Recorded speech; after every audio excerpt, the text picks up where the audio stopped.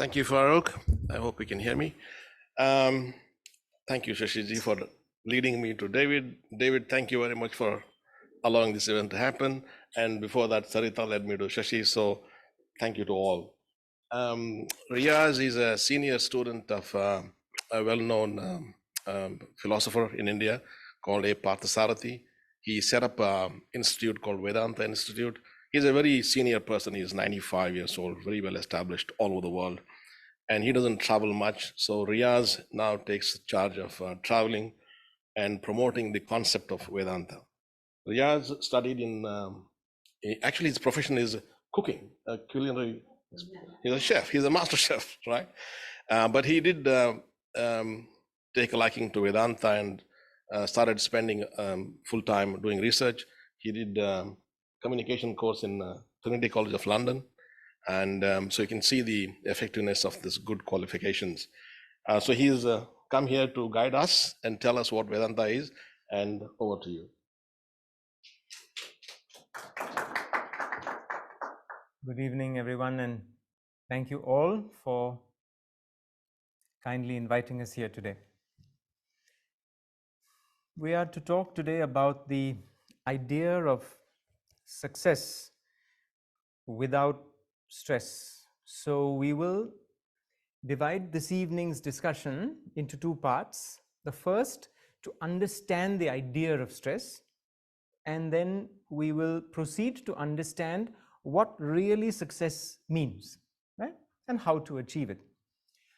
So stress today is understood as a socially acceptable form of mental ailment.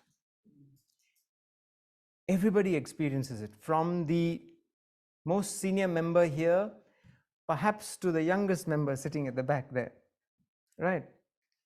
What is this experience of stress? What is this experience of stress? What is it? How do you feel? Or is it too early for questions? Never mind. What is this experience of stress? How do you feel? What is that? Anxiety. Anxiety. Anything else? Heaviness. You feel some pressure. Pressure. Some kind of pressure.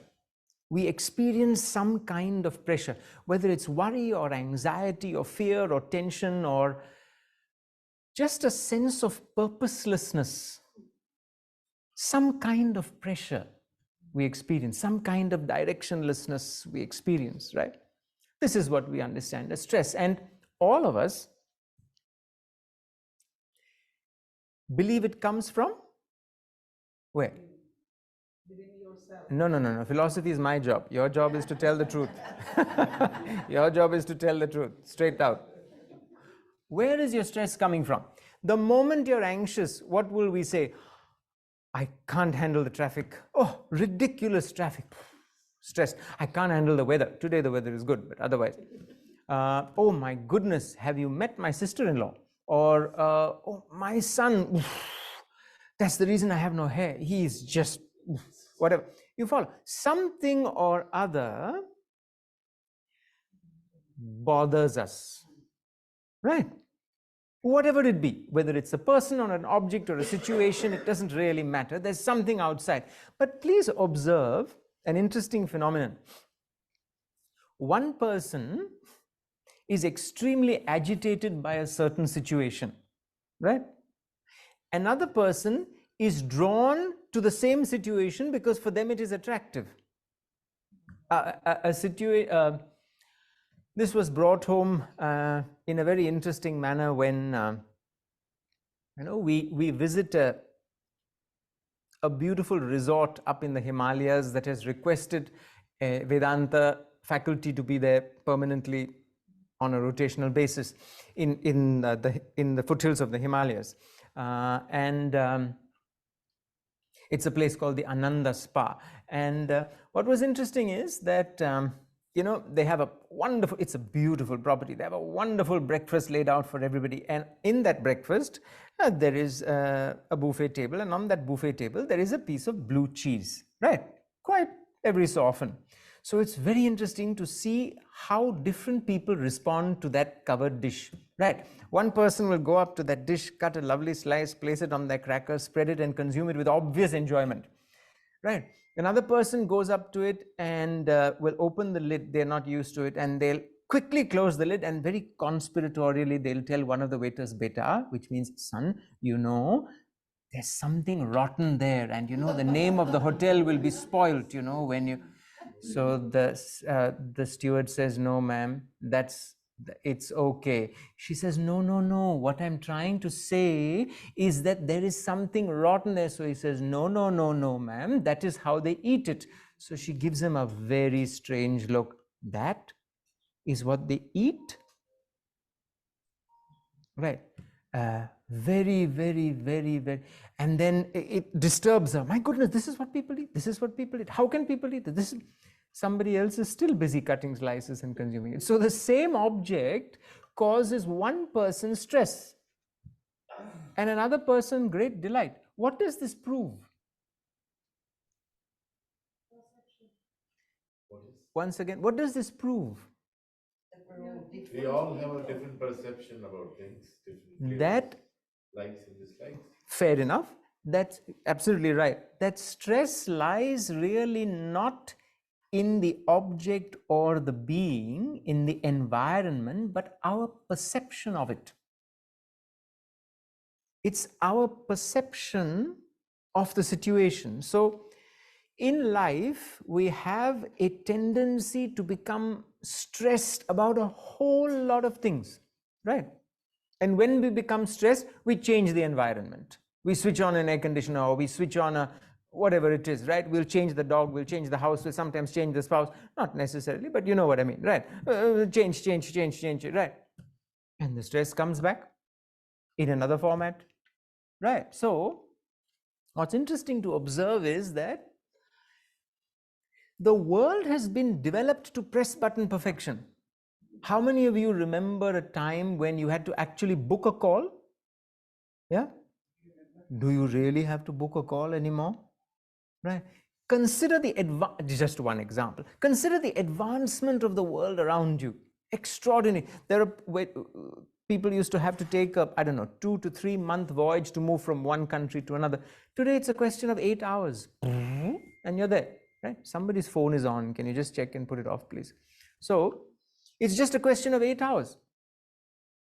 Extraordinary advancement in food, in technology, in travel, etc., etc., etc., etc., in all aspects of the world. However, what is the purpose of all this? To improve the quality of life. Has the quality of life really been improved is the question. Today, in spite of all the technological advancement and updation of the world, the individual is perhaps more anxious, more worried, more stressed, more fearful, more directionless than ever before. Why is this? Because science has attended to the world around. The application of science is what you call technology, right? So the world around you has advanced technologically, but our interface with the world, our ability to deal with the world, has anybody attended to that is the question. So in a very fast-paced world, in a very advancing world, we are left with the same old thought processes, the same old internal operating system, right? We have not bothered to update that at all, not at all. With the result that whatever we create hassles us. You create some wealth, it'll keep you up at night. You create a family, sure as heaven it'll keep you up at night. You produce children, definitely they'll keep you up at night. You follow. Whatever you produce, it harasses you. Why? Because a youngster goes to school or college or university. They'd love to go to that school or college. The moment they go to the organization, they start coming, oh, I'm stressed. Our ability to handle the world seems to be inversely proportional to the advancement of the world. The world is advancing. We seem to be able to handle it less and less and less and less and less. And the slightest change in the environment seems to stress us so much. So much. I know a lady in India who was extremely stressed during COVID because she couldn't get broccoli. Now, seriously? Broccoli is going to stress you? Your choice. Broccoli stresses her. I couldn't get my broccoli. Here were people losing their lives left, right, and center, and our madam was worried about broccoli. I mean, seriously, you understand? So, a little bit of analysis about life would be in good order. So, as you observe here, life is a series of experiences, right? And an experience is an interaction of two things, you and the world. When you relate to the world, you get an experience. So in our experiences, we keep believing that stress comes from the world around. And we keep changing the world around to eliminate the stress. But as we figured out not so long ago, as my teacher Swami Parthasarathi says, he says, it is not the world that pleases or pains you. It is how you relate to it. And what we are presenting today is an ancient science called Vedanta. Vedanta, V-E-D-A-N-T-A. Vedanta is a science. What is a science made up of? What is any science made up of?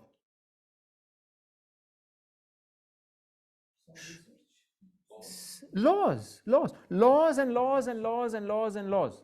All laws about forces and objects that put together called physics. All laws mathematical is called mathematics. All laws chemical under the label of chemistry. But what about the laws that govern the relationship of you, the object, the subject of your experiences, with the world, the object of your experiences? When you interact with the world, it is called? Simple answer. When you interact with the world, it is called? Experience. And a series makes up your life. Your life. So there are laws that govern the interaction of each one of us with the world around. These are called the laws of life, you see? And the fact of the matter is that ignorance of a law does not exempt us from paying the price if we break it. I repeat, ignorance of a law does not exempt you from paying the price if you break. If a little child without understanding touches a hot plate, what will happen to his finger? He cannot say, oh, I'm so sorry, I did not know. Better know. Next time. The faster you know, the better for you. Right? So, what's interesting is that we learn everything about the world around us. We learn the skill of architecture. Some of you may be architects. You learn the skill of cooking. I went to culinary school. Some of you went to accounting school. Some of you went to financial school. Some of you went to, I don't know what other schools, right? Have any of us ever considered living as a skill? No. Therefore, we are not the best at it all the time. Living, as my teacher explains, is an art. It is a skill. It is a technique. And you need to learn and practice it as much as you would, he says, to fly a plane. How many of you would jump into a plane where the pilot was not qualified? Scary thought, no? How many of us jump into our lives without any qualification at knowing how to live? All of us. Existing is not living. Existing means you eat, you digest, you earn, and you produce babies. Even an animal can do this. No offense to anybody, but even an animal can do this. Animals don't need to earn. They're provided with the skills to reap the fruits of the land.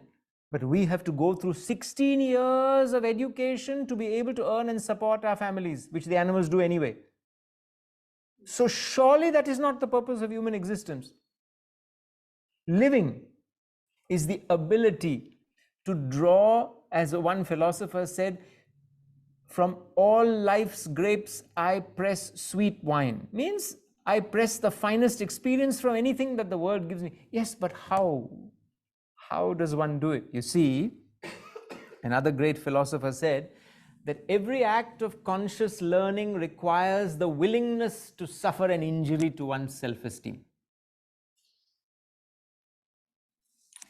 That is why children, before they are aware of their own self-importance, learn so easily, but then they become aware of how important they are, and all learning stops. And then we get into a tight box called I know. And that is the conclusion of all learning. I know, I know, I know. What is it you know? With no offense to anybody, what is it you know? You know your height, your weight, your bank balance, your car, your house, your address. What else do you know? Does that keep us happy is the question. Because the measure of the quality of life is how much joy you can extract from your experiences, whatever they be. Because as we all know, the world is not here to tailor make your experiences. Whatever you like, I will give you. No. I will give you what I will give you, says life. And we have to deal, correct? As the world has shown us, not how many? 3, 4 years ago, it tossed us like feathers in the breeze. And where were we at that time? Right. So it's important to understand a little bit about ourselves. Right. This is what the subject matter of Vedanta expresses. Vedanta is a digest of wisdom discovered and documented over thousands of years in the upper reaches of the Himalayan mountains in India. But it does not belong to India. It belongs to anybody who is scientific. Just as the law of gravity does not belong to the person who discovered it, it belongs to anybody who is scientific. Similarly, there are fundamental laws of life, and we can scoff and laugh and this and that, and oh, it was very... The point is, ignorance of a law will not exempt you from paying the price. What are the values of following the laws of life? 2, primarily. One is success. You are able to achieve what you set out to achieve, whatever it be, whether it is to plant a beautiful garden like Monash has, or whether it is to become the president of the country. Whatever it is, you will succeed externally. And internally, the laws of Vedanta, when they are apprehended and applied, give us the chance for that most unique of achievements, which is correct, bullseye, never fails, peace of mind. If you observe the world around you, one aspect of the world is very prosperous but not peaceful. Another aspect of the world is relatively peaceful but with no prosperity. If you know the skill of living as explained by Vedanta, you are in a position to unite these two goals through every action. Skill in action is dynamism in action, productivity at one hand, and peace of mind at the other, both together. When you follow the subject, when you move forward in the subject, when you grow in the subject, you then come to understand that the true source of absolute peace and bliss lies within you, waiting, undiscovered. And that you can go around the world many, many times, but peace and happiness lies with you here and now, waiting to be discovered. Right? So that's it's called the discovery of the self within. Right? It's called self-realization, which is what all the great masters and prophets spoke about. All of them, Christ, Krishna, Muhammad, Mahavir, Zoroaster, all of them spoke the same thing. And we studiously forgot everything they said and closed ourselves into little groups, which makes no sense at all, because all of them are saying the same thing. The kingdom of heaven lies within you, not outside. Why are you banging on the doors of the world? Doesn't help. Stress, elimination of stress is an internal thing, not an external thing. So let's analyze a little bit now on a practical note about the human personality, right? So the first thing you wake up in the morning when you look in the mirror is what? What do you see? No. Now this thing, right? This thing. This is your physical body. The physical body is really only a container.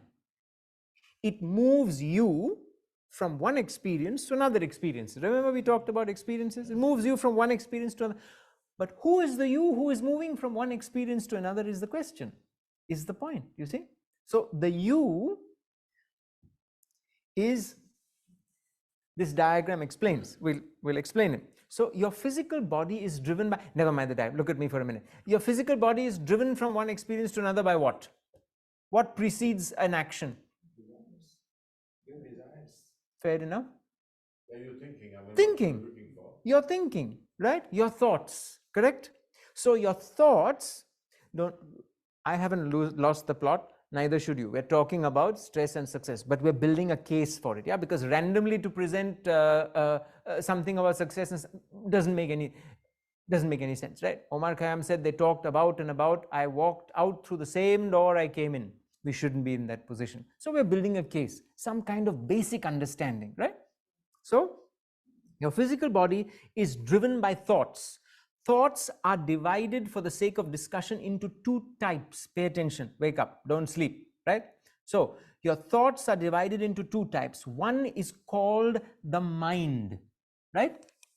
The other is called the intellect. Now, this is important. This you should not sleep through, right?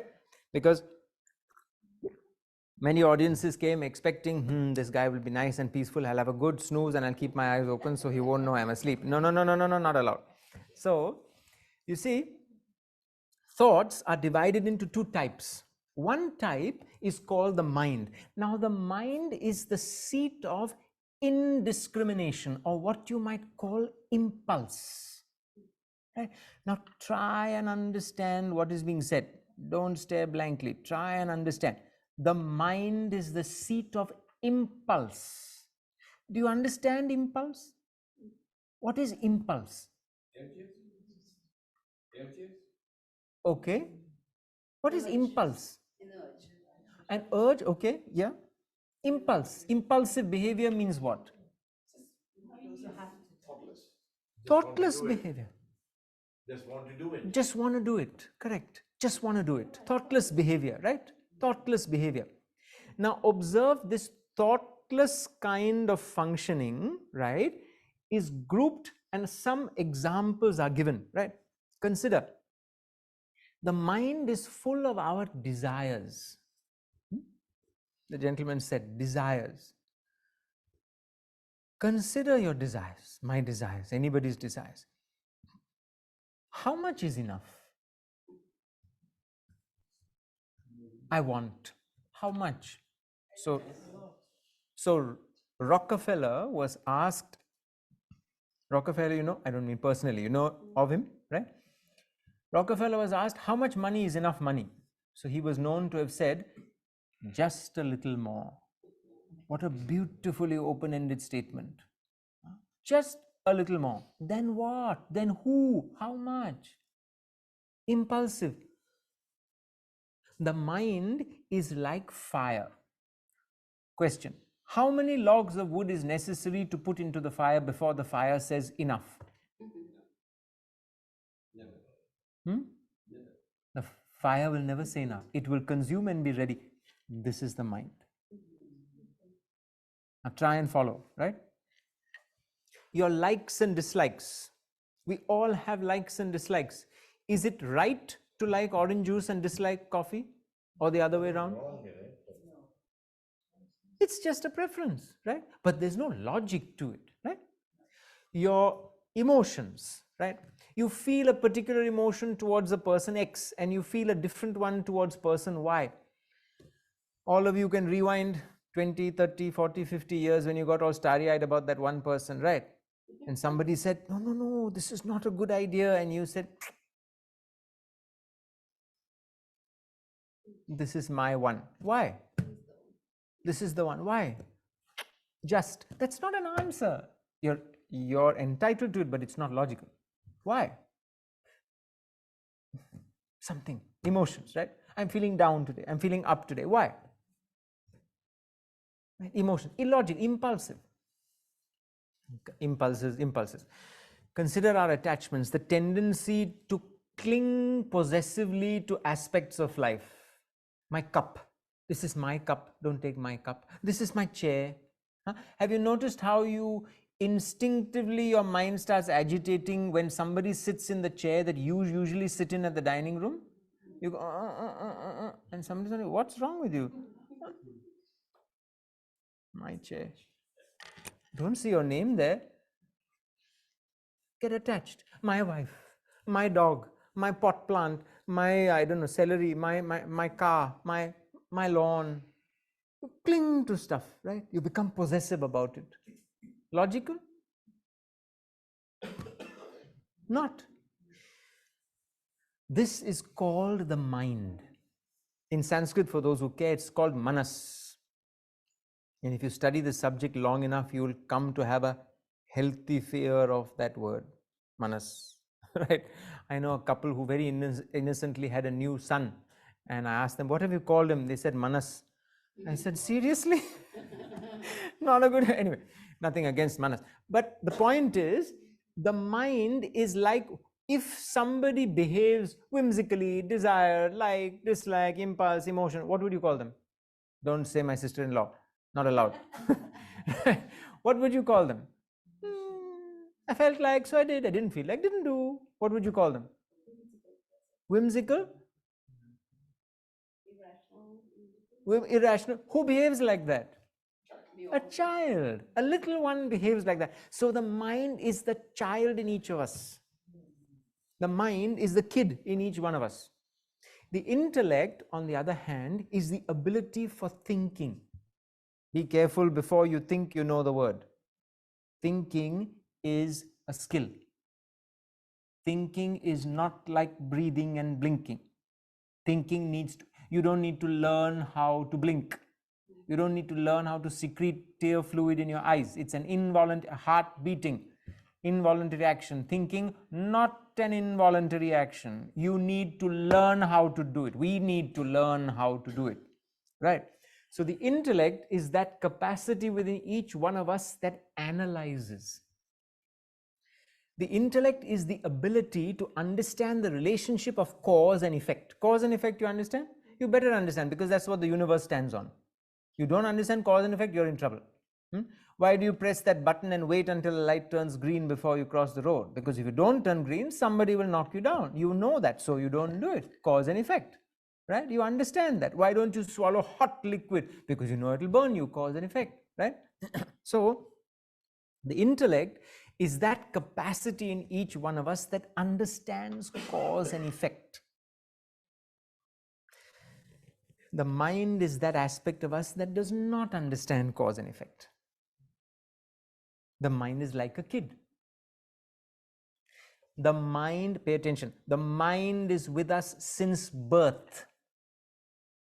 Until the age of 10, 11, 12, it runs our life.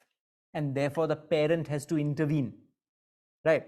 Nowadays that example is not so good because the parent's judgment is not so great either. But anyway, here the intellect develops or is available to develop from the age of 10, 11 onwards. But the intellect is like a muscle, right? You need to learn, you need to learn how to do a rep, you understand? Right? In the gym, don't look like that. You all should know how to do reps, some sort of reps, right? So, repetitions, right? Similarly, the intellect needs to learn the stride and skill of thinking, putting cause and effect correctly together, which means the conscious development of the human intellect. This, dear friends, how to explain, does not happen. This has not happened. Not to you and me, but to anybody, right? The intellect has been forgotten, with the result that the mind, with all its whimsical desires, emotions, impulses, preferences, prejudices, attitudes, the mind is a seat of conditioning from the past, right? All that bag continues to become the rails upon which our life runs. In simple words, if you're getting the drift, the child in you takes over your life. Now, I'm asking you, would you leave a 1-year-old, 2-year-old, 3-year-old at the side of the swimming pool and walk away? No. Why not? Because? And therefore, it could self-destruct, no?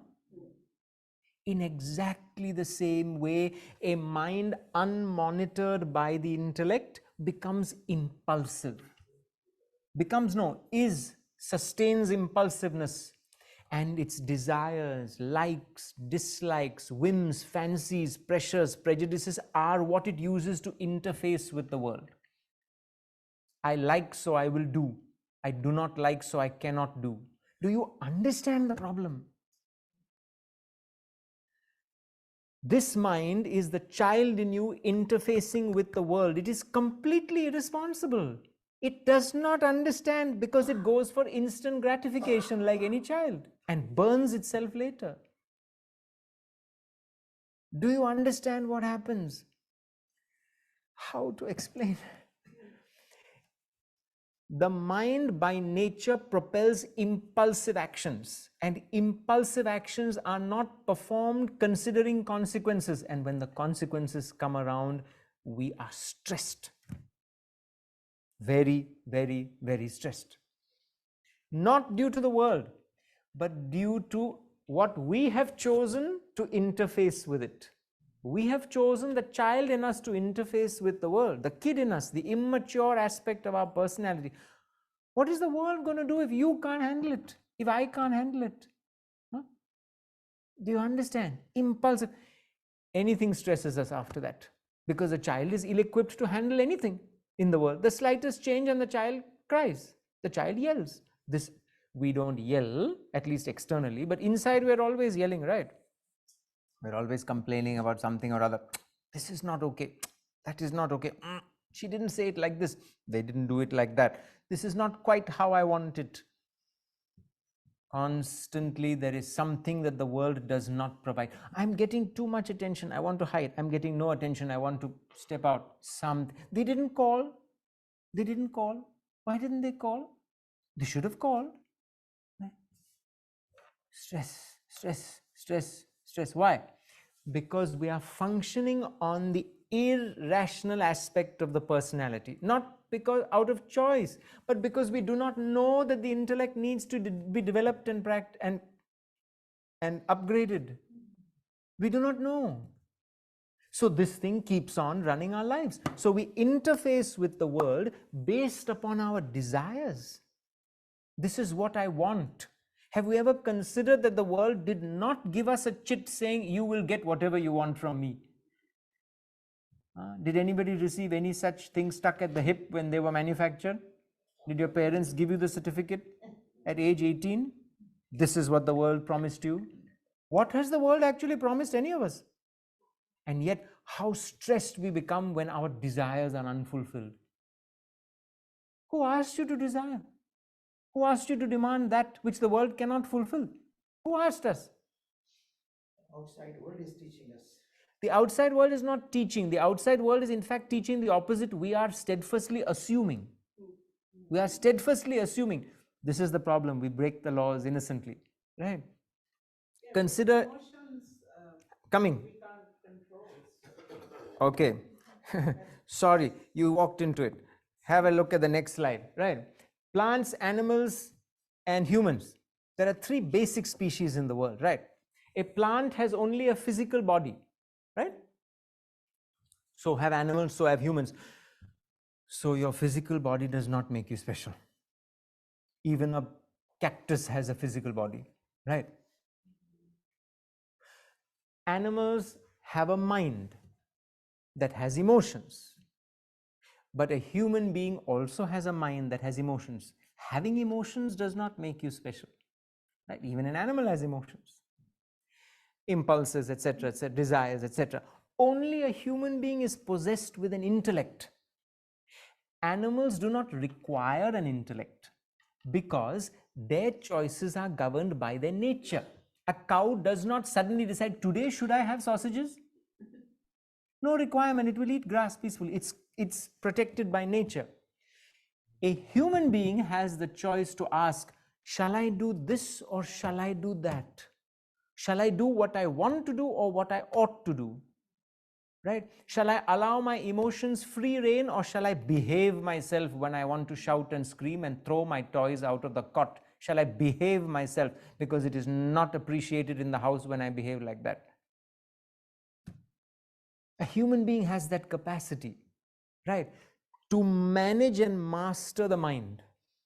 Only a human being, because we are not given instinct, but we are given a far superior quality called the intellect, which must master and manage the mind. But when the intellect is not available to master and manage the mind, here is what happens, right? Consider The mind is full of likes. So quickly we have to go through because we have a paucity of time. Right? The mind is full of likes and dislikes. Right? Consider your likes and dislikes. They come from where? From the past, right? Now, they are what we call our conditioning.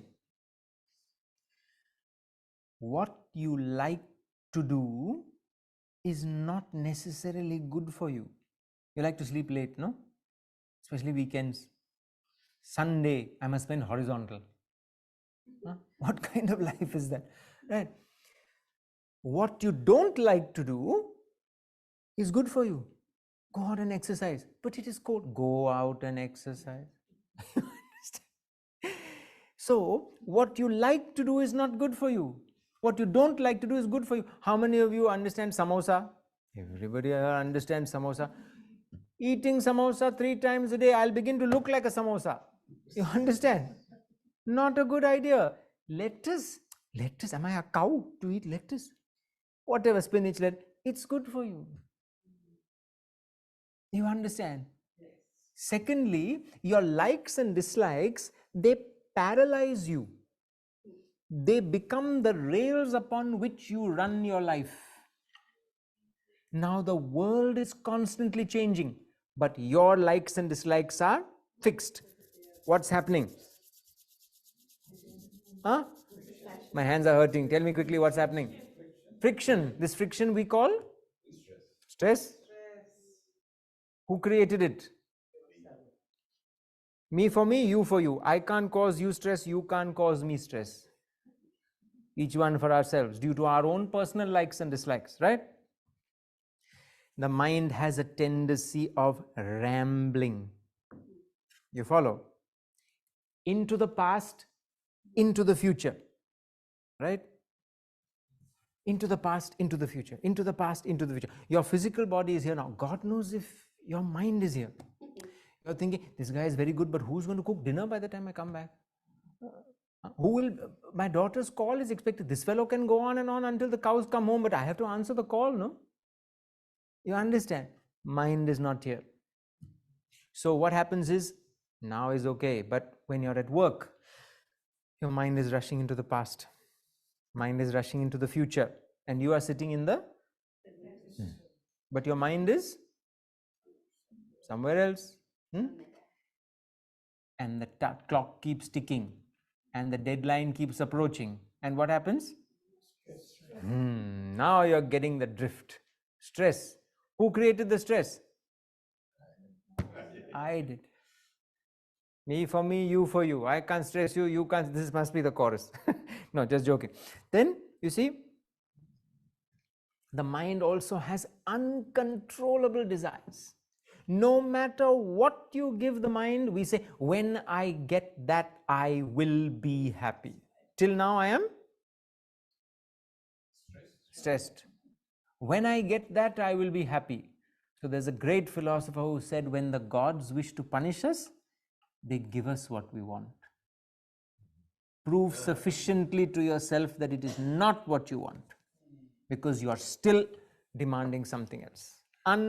Stress can be simply put as the outcome of unending, unfulfilled desires. Everything is available, but my son didn't call at 6 o'clock. Now what to do? Everything is fine, but my daughter got less than 97% in her examination. Something will always be there. Everything, I have the world and its grandmother at my feet. Electric toothbrush I don't have. Electric toothbrush. Something. Unending. And there's always that one, when I get that, I will be happy. Open the newspaper. Oh, new Mexican restaurant in Monash. Lovely. How nice. Shall we go? When I go there, I will be happy. Till then, we haven't gone. When you go, then the Thai restaurant will open. You understand? This is the nature of the mind.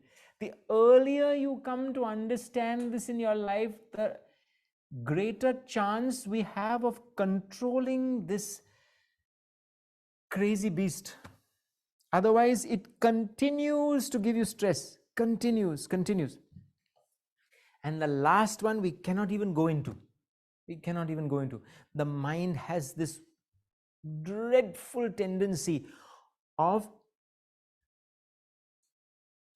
latching on to objects and beings, right? And then you become possessive. The moment you become possessive of an object or being, it controls you. It controls you. I know people who walk around with a t-shirt saying, but first coffee. You know what they're saying? If I don't get my coffee in the morning, full stress. Cup of coffee? Seriously? Coffee is great and all, but to allow yourself to become so weak that a brown liquid in a cup can control your life, I don't think any animal behaves like that. You follow? It's not that you shouldn't drink coffee, but to be controlled by it like that. You understand? For some it is chocolate. Chocolate. But there is no chocolate. Yeah, the world, when God created the world, he didn't first thing create chocolate. You understand? You can't lock like that into my son. Your son will be your sin.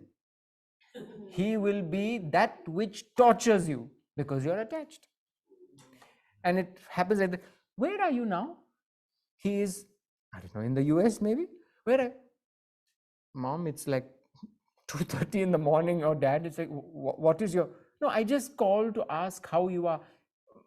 Till now I was fine. Did you get any odd message or something like that?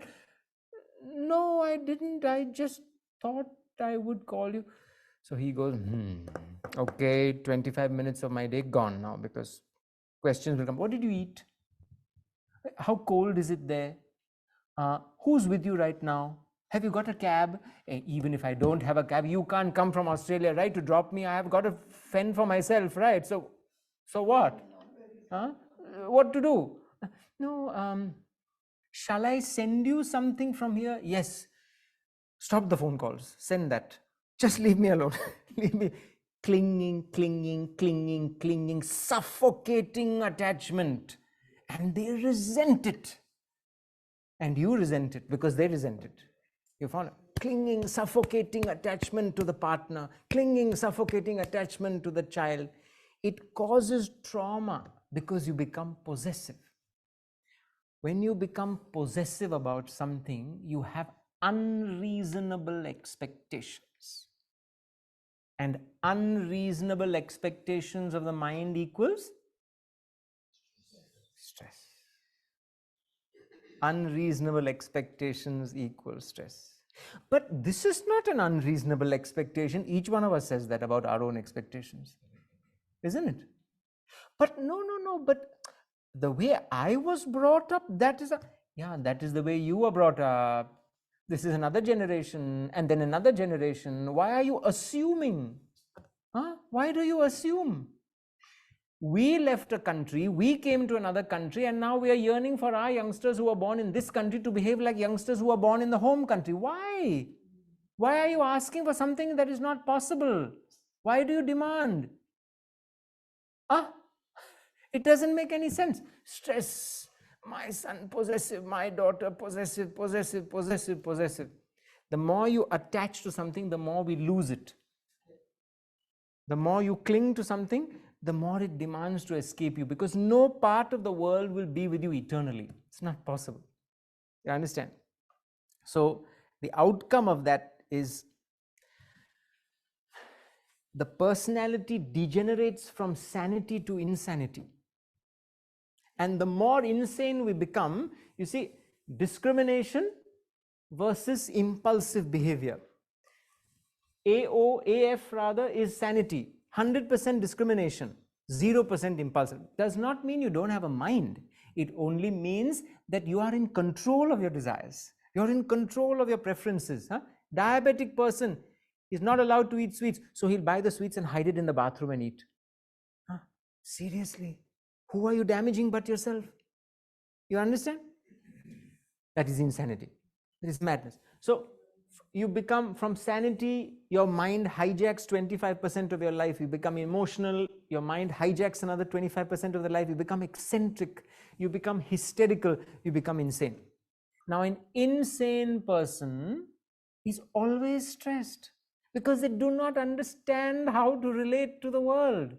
It is not the world that pleases or displeases you. It is how we relate to it. It is how we relate to it. Please, friends, this is really just an overview, right? There is more information we will share with you. There is a book that those of you who are interested could acquire. You could purchase, because something you need to take back with you. Some reading, this is very inspiring, but you don't expect this 55 minutes of information to stay with you forever, right? You have to put in some effort. You have to put in some effort to read, to study, to understand. We have online classes, so many things are available, but you have to want to change. We have to want to change. Don't hide under the fact that I have gray hair or no hair, right? Oh, I'm too old to change. Nonsense. Youth is defined as the ability to gather a fresh perspective. Old age is defined as the inability to gather fresh perspective. So you can have a 16-year-old person and you can have a 97-year young person, right? It's a question of your own ability, willingness to change, right? So to conclude, most people say, oh, this intellect you're talking about, but we went to school, we went to college, we went to university. So, and it burnt a hole in our pockets. So what about that? You see, intelligence is not intellect. Intellect is not intelligence. Intelligence is externally acquired information, as our teacher so beautifully puts it. He says it is that which you can acquire, sell, and raise your standard of living. Intelligence raises what you can buy. Intellect refines your choice of action and gives you the chance of enjoying what you have bought. Standard of living is what intelligence provides. Quality of life is what the intellect provides. Standard of living and quality of life are certainly not the same thing. You know that as well as I do. We have been craving higher standards of living and have paid the price of a finer quality of life for generating higher standards of living. It is not a great transaction, right? So intellect has to be developed. Today in the world, youngsters are becoming more, all of us are becoming highly over-informed, but highly under-educated. Highly over-informed. We have certificates like we collect playing cards, you know, all they put them in frames. Huh? When you're really agitated, do one of those certificates bend down and say, I'll give you the answer to your agitation? Not a single one. And yet, especially those from our country, we are rushing to over-inform our children. No? Fancy university, big certificate, and then what? After that? What? You understand? Good job, and then large salary, and then stress. Bullseye. They do not equate. Intellect is not intelligence. So quickly, to conclude, what are the fundamentals that you need to be successful? You need to be able to concentrate. What is concentration? Do not say focus. Because if I ask you what is focus, you will tell me concentration. What is concentration? From what you've learned about mind and intellect, can you guess what is concentration? I mean, what you are doing and what From you what are you've learned, become one. using the words that you've learned, mind and intellect, what is concentration? Intellect. Doing what? Anything what you are doing. Reasoning. The intellect is reasoning and thereby controlling the mind. So concentration is the ability of the intellect. It's there in the book, you'll not miss out, don't worry, right? Concentration is the ability of the intellect to control the mind and keep it on the present action without allowing it to slip into the past or the future. how can you you may be very intelligent but can't concentrate because worries and anxieties plague us. Next one, what is, in brief, more is there in the book, don't worry. There's only so much we can present in 55 minutes. What is consistency? That is not an answer. You have to give me an answer. You are going up the hill, you have to keep on paddling. Correct. Okay, fair enough. In the Journey of life? in the same direction. Yes, yes. Consistency is the ability to align your actions to the goal that you have set yourself, not somebody else. I want a good relationship with my family. But 5 days I will behave, and day 6 and day 7 I will say, what in heaven's name I please. Self-cancelling action. Today I am grumpy. Okay, but do you understand you're destroying your own efforts? Do you understand what's happening there? Okay. Huh? You're destroying your own efforts. Do you follow? You're damaging your own efforts. And then you come and say, I'm sorry. And doesn't help anybody, really speaking, least of all yourself. Doesn't help. Doesn't help me if I say I'm sorry. Why did I do it? You know, I don't know why I did what I did. Now you do. It's because the intellect is not in control of the mind. You follow? And thirdly, cooperation. The ability to work alongside people whose views you may not appreciate, because you need them to reach your goal.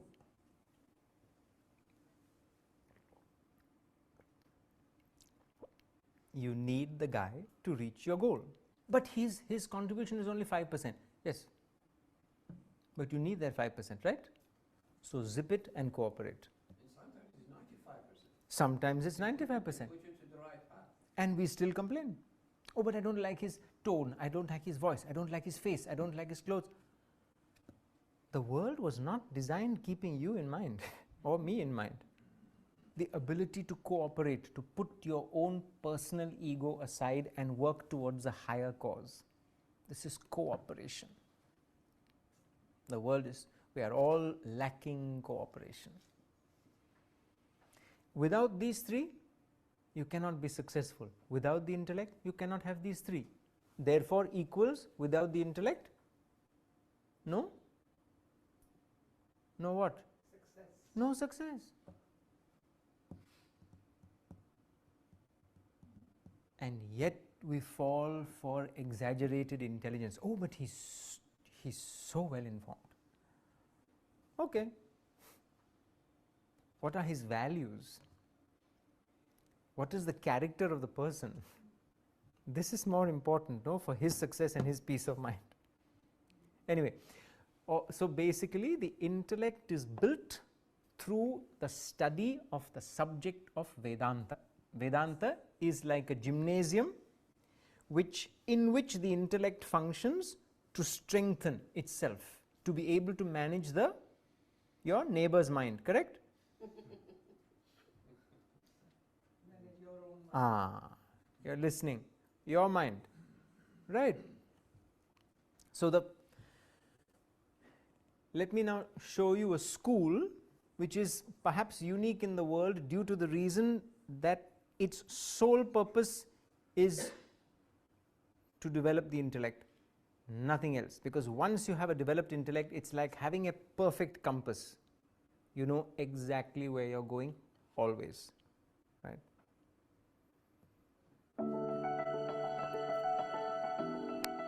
Nestled in the serene hills of Malavali, India, 108 kilometers from Mumbai, lies a campus which draws seekers of self-development. Founded in 1988 by world-renowned philosopher Swami A. Parthasarathy, the Vedanta Academy is created to develop the whole personality of young individuals through a 3-year residential course. The course curriculum is based on Swami A. Parthasarathy's 65 years of scientific research and writing on Vedanta, India's timeless philosophy on life and living. The program enables you to strengthen your intellect and gain clarity of thinking, with reflection and focused discussions, you find answers to all of life's questions. Intellectual development is accompanied with devotional practices to elevate your mind's emotions. The campus provides you with facilities to discipline your body through yoga, various sporting activities, jogging, and gym. There are also opportunities to engage in service for a higher cause in various areas of your interests. A carefully designed daily schedule nurtures spiritual growth and is supported by the company of like-minded seekers from diverse backgrounds. You can also experience the Vedanta Academy through short visits, corporate leadership programs, customized retreats such as the Vedanta International Retreat for adults and the Next Gen Wisdom Summit for youth. Learn techniques to improve yourself and your relationship with the present-day world, and gain a taste of simple living and higher thinking. The Vedanta Academy is a place to find the ultimate purpose of life and uplift your personality to command success and peace. That's our teacher.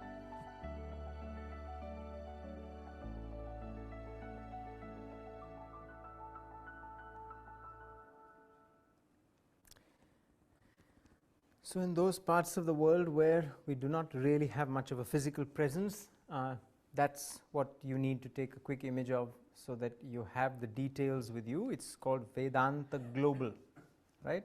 Vedanta Global is the aspect of the arm of the foundation that serves people around the world online, where there is no major physical presence, right? Now, here are the fundamental books, the primary books that you would need to acquire. It was impossible to bring all these books from India, so we have at least brought a few copies of the first book, The Fall of the Human Intellect, the first book, which begins the study, where you have to begin your reading, your study. Not only reading, it is a study, right? We also have an online course which will cover the major aspects of this book that begins on the 5th of November, right? Those of you who are interested can leave your names and we will share with you the details of the course. You'd have to register. There is no cost for the course. It's just a service, right, we're doing. So this is the main information, the books and the Vedanta Global. Now we have quickly a few minutes for questions. If any of you have questions on what we have been discussing, after which you are free to come up. This is called the Vedanta Treatise. This book we only have a sample of, but all the books are available on Amazon from that QR. There are about 5 copies here for those who would like to get it right away, right? Any questions?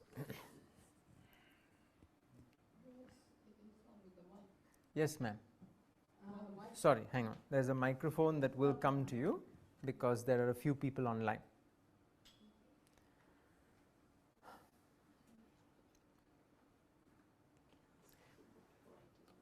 I just got one question now. Do sit down, yes. The speech that you have given has been extremely powerful and very enlightening. And Credit goes to my teacher. Yes. I just want to know the role of meditation Oops. Okay. in controlling the mind. If you can just do a bit of a talk on Okay. that, please.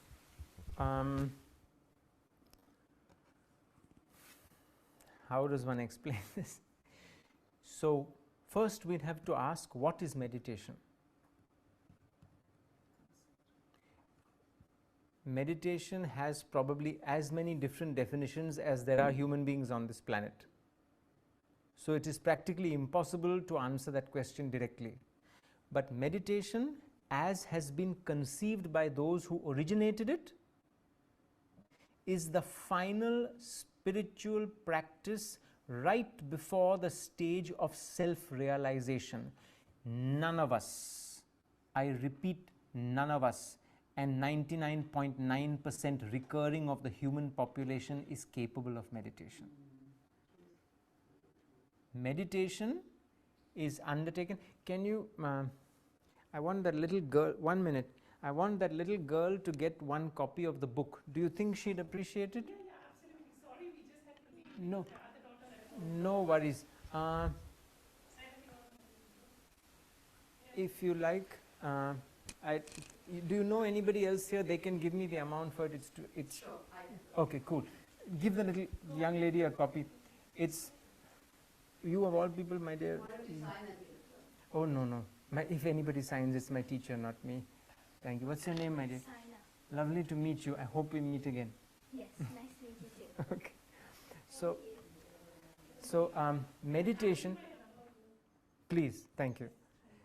So meditation is the last possible action a human being performs before you eliminate the ego entirely, before you drop all your desires. None of us are in a position to be dropping all our desires. All we are doing is gathering more desires. So where is the question of meditation? It is completely out of the question. Absolutely and totally out of the question, as designed by the great masters themselves. What we call meditation may be looking at a flame or breathing deeply or whatever it is, that is as you please, that is your choice. But do not mistake dhyana, which is the actual practice of meditation, as capable by any of us. We are not in a position to do it. It is like a baby cannot run a marathon. First he has to stand on his legs. We cannot meditate. First we have to concentrate, no? Where is the question of meditation if we can't even concentrate? You follow? Any other questions? Sorry, ma'am, but this is the truth. Yes. Thank you so much for your lovely presentation. Very, very thorough. Thank you. I'm wondering, where does ego come into this equation between mind and intellect? The ego is the sense of I. The ego is the sense of I and my. It manifests practically for all simple purposes through the mind. Practically, I and my, right? My desires, my likes and dislikes, my views, my perspectives, my all I, my, you become an I specialist. You understand? Thank you very much. Yes, and how insignificant are we really? My teacher's daughter, Sunandaji, who is a brilliant speaker in her own right, gave us a beautiful example. She continues to do so, and she says, if you really want to know how important you are, take your fist and plunge it into a bucket of water, retract your fist, and the impact we make on the world can be measured by the dent you make in the surface of the water. The world does not need us in case any of us are laboring under any delusions. We need the world. So the attitude of unselfishness can be considered the rent you pay for being allowed to live in this world. Stop thinking about yourself. Stop it. Yes, sir. A question online. Yes. Will come through the speaker, I hope. Gilnaz, please go ahead. Thanks very much. Welcome to Melbourne, Riyaz ji. Thank you. Sorry that my husband and I couldn't attend because we're both not well, but we got the Zoom link. So congratulations to technology too. And thanks to the Monash Interfaith Gathering for organizing this wonderful event. So my question was, as a everyday person, you know, with Moh Maya and with all the pressures on us, how do we compartmentalize our lives? So, you know, once we have a house, we then want the garden, then we want a bigger house, then we want a bigger car, we want a bigger watch, you know. all those things. How do we compartmentalize so that we are satisfied with what we have? I was hearing your talk from insanity to consistency and, the spectrum in between, but some practical tips to keep us grounded. So at all times, when you entertain a desire, ask yourself the logic of entertaining that. Why do I want what I want? Why? Point number one. And those people who have got it, has it really made a difference in their lives? And if it hasn't, why waste your time? It's not about compartmentalizing life. It's about bringing your desires under the control of a discerning intellect. The intellect must discern, like you, in India, when you get perhaps not here, but in India, when you get a bunch of coriander, right? You call it coriander, cilantro, coriander, right? So in India, what do? You go through it and chuck out all the bad bits and you keep the good bit. When you pour a cup of tea, you pour the tea, but you throw away the tea leaves. Similarly, the intellect must act as a filter for our endless desires and throw away the nonsense. A bigger watch will make it will make a massive dent in your wallet, but no dent at all in your happiness. You follow? Yeah. A house with an extra garden will make a dent in your wallet and perhaps it will become your neighbor's envy, but it makes no difference in your own happiness. But for that, to be fair, the intellect must be able to discern what should be pursued and what should not, right? For that, again, the first book is required just to start the study. There is no way around intellectual development.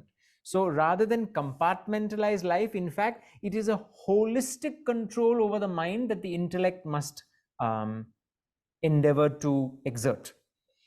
And that comes through study and analysis of the eternal truths of life, which is Vedanta, placed in simple English in the first book. Is that okay?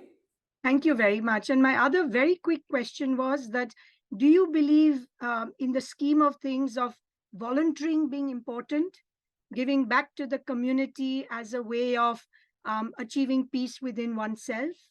No, I do not believe that. I know that for a fact. You cannot show me a selfish person and I will show you an unhappy person. Show me an unselfish person and I will show you a happy person.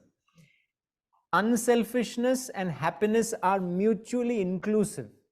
Selfishness and unhappiness are mutually inclusive. You cannot think only about yourself and be happy. It is not possible. It is out of the question. Completely out. So not only volunteering, but why do we look at volunteering as I'm not saying you do, but why do we look at volunteering as a part-time thing? Every moment of your life, does Providence say, look, I am giving you oxygen Monday to Friday, Saturday, Sunday, you figure out, huh? That's not my job. I am volunteering Monday to Friday. Saturday, Sunday, I need my own time, no? Does oxygen, sunlight, water function like that? No. It is an endless benefaction. So must we have the attitude of repaying. Endless repaying.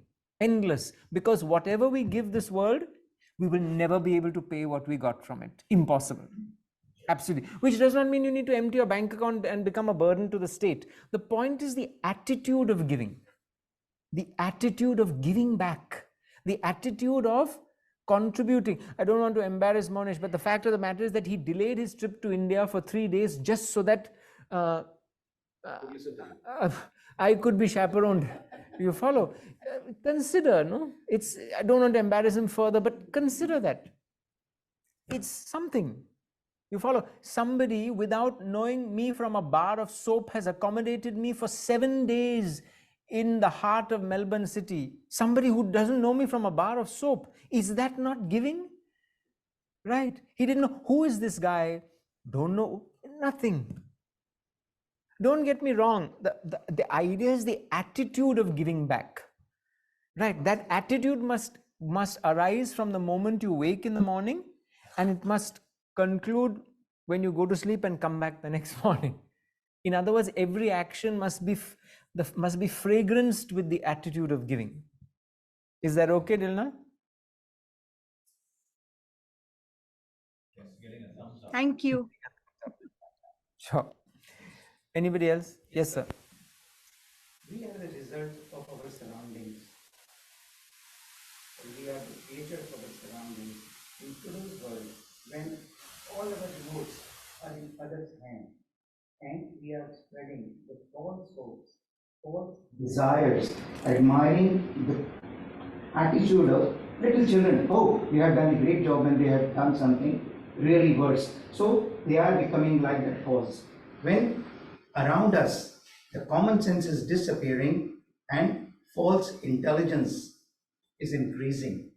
How to navigate our lives in that kind of environment? Sir, I have lost count of how many loose balls you've given me. I can whack them pat for sixes, each one of them. You see, first of all, you say, we are a creature of our surroundings. No, you are not. An animal is a victim of surrounding. An animal is dependent.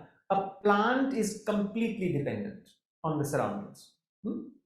An animal is partially dependent upon the surrounding. But the design of a human being is absolute independence for peace and tranquility. If we have not nurtured our capacity for independence, that is our fault. You know, you understand core muscles?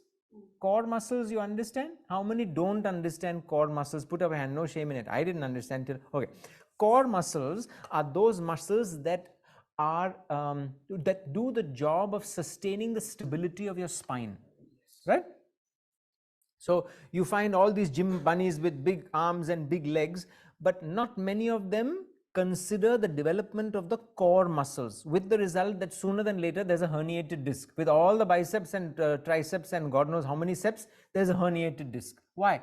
Because the core muscles are not strengthened. That gives independence from the surrounding jerks. Similarly, the personality is equipped with an intellect. It's supposed to be your shock absorber in life. It is supposed to put you at a developed intellect, puts a human being at the pinnacle of independence. If we have not developed that capacity, it is not the world's fault. We need to study, we need to learn, we need to understand that our dependence is our generation, not the world's. Yes, you are receiving stimuli from the world, right? In other words, you get a donut at a shop and next to it there will be a rubbish heap. But do we not know the difference between a donut and a rubbish heap? Then why do we not know the difference between this emotion, if I entertain, it's good for me, this emotion, if I entertain, it's bad for me? Why do we not know that? Because there's no introspection whatsoever. We are so focused externally that we do not care to look within at all. Yes, sir. Can I say something? Certainly. I was talking about when a child is 1 day or 1 month old, right? When that person hasn't got any ability, right, to think or do, fair, dependent on all surroundings. Completely. So that's where I was starting from. If you look there, yes, from that point, yes, a child is the product of conditioning until the age of 10, roughly speaking, right? Conditioned already. Correct. And who is conditioning? Parents. Surrounding. So the parent is supposed to live the finest life possible as an example to the child. Yad yad acharati shreshtaha tat eva taraha janaha. As the leader does, so those others will follow. The parent has their own double standards. You can't do this, but I can do this because I've had a hard day, I've had this, I've had that. We have our own standard, right?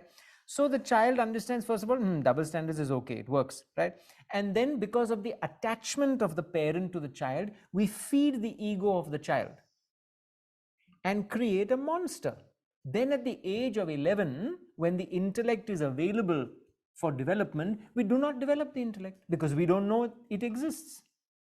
And then the child becomes older and older with all the egocentricity all the emotional upheavals, all the entitlement that I'm sure you are seeing in society today, sense of entitlement.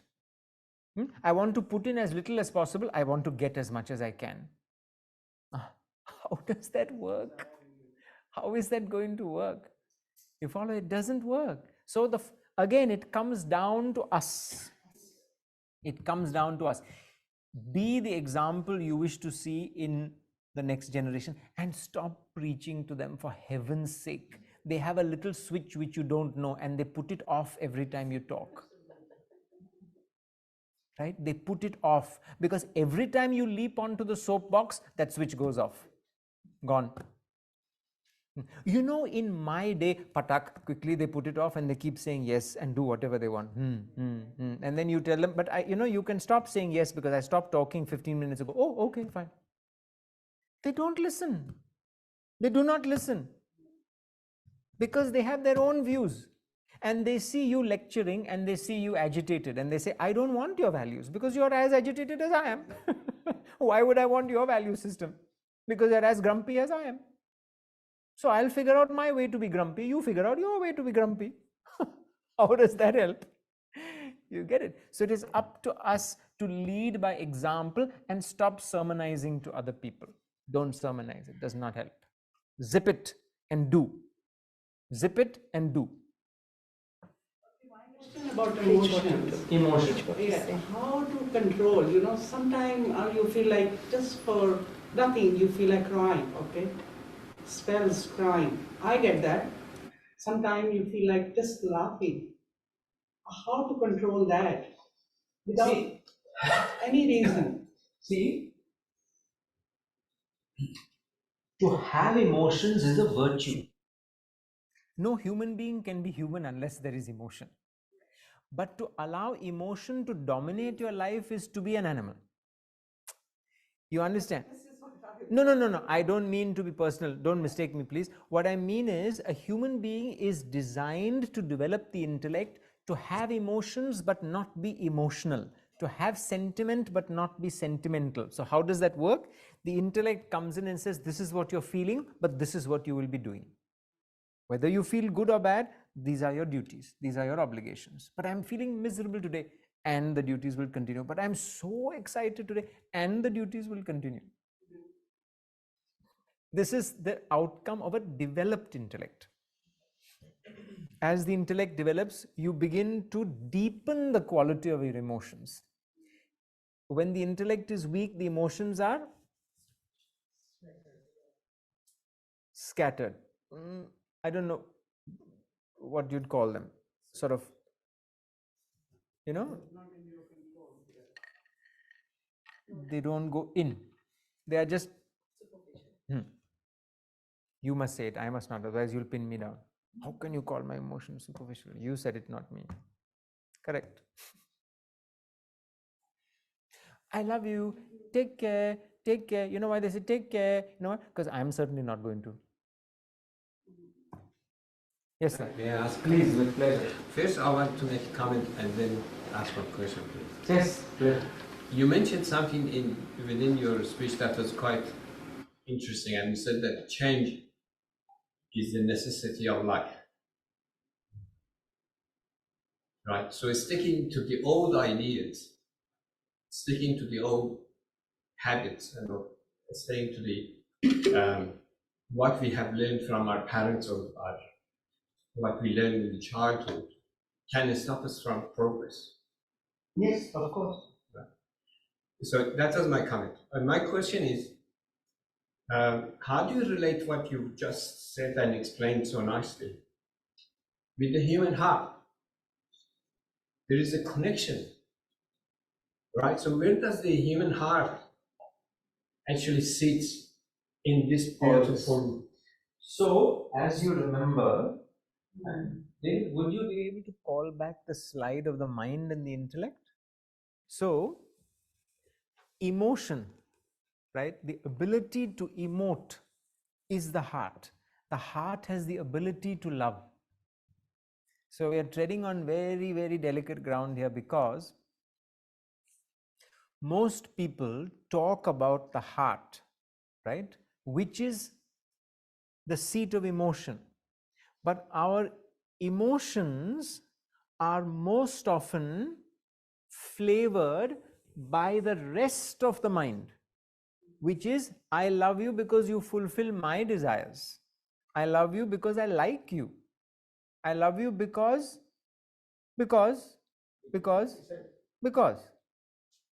you fulfill me in some way. This is a heart made impure by selfishness. But with the intellect is like a vacuum cleaner. It keeps the emotion in the heart but sucks out all the selfishness. It removes all the selfishness. So then you love your son as much as you would love the neighbor's son, because they are both children. You may have duties to your son and not to the neighbor's son. But what stops us from loving both? They are both children, no? So the heart is the seat of emotion, and the intellect is the vacuum cleaner that removes the cobwebs of selfishness in these emotions. So our emotion becomes non-preferential. The love becomes non-preferential. This is the love spoken of by all the great prophets. That's what I was getting at.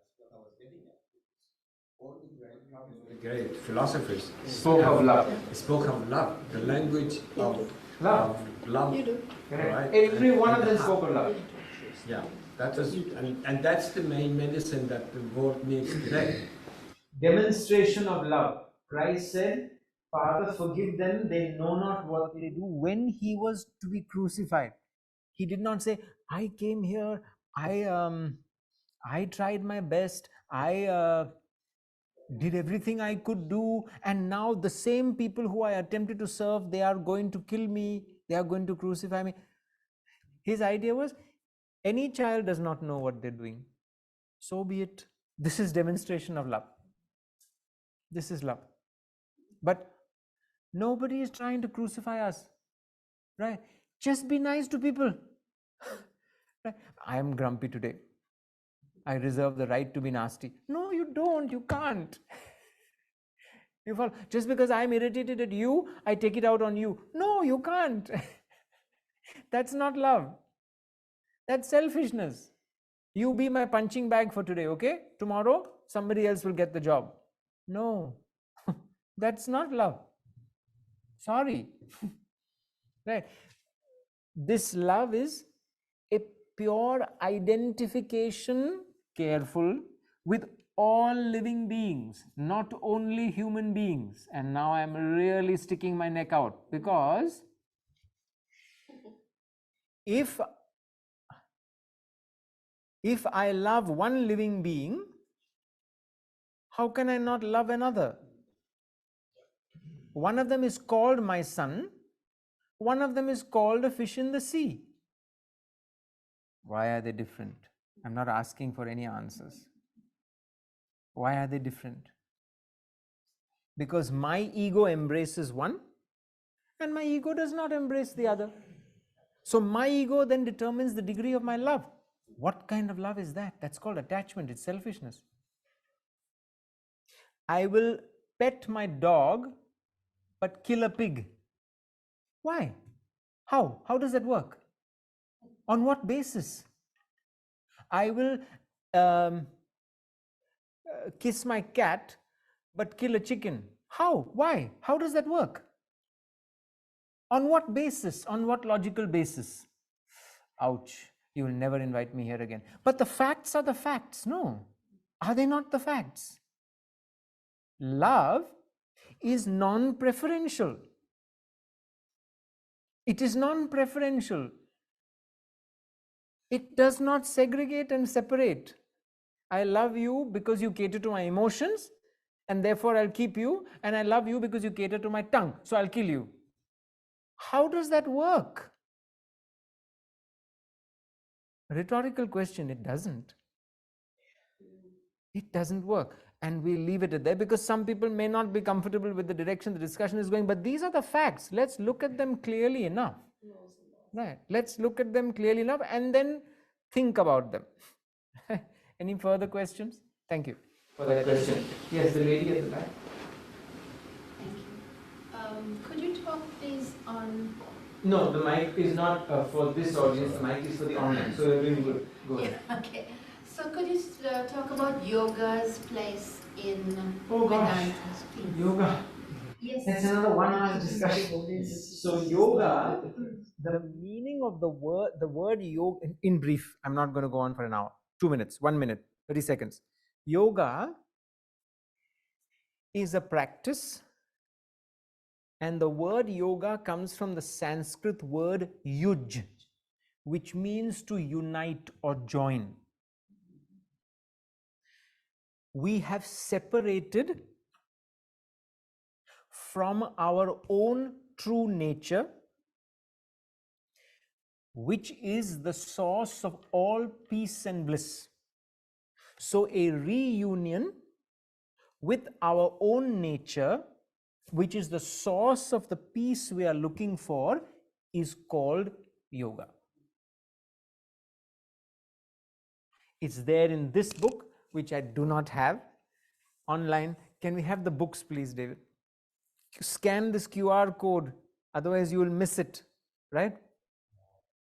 Further, further, further, further, further, further. There we go. It's there in all the books, actually. Even the first book, yoga is covered even in the first book. So yoga is a system of thinking. Yoga is not physical exercises. Yoga is a system of thinking that dissolves your ego.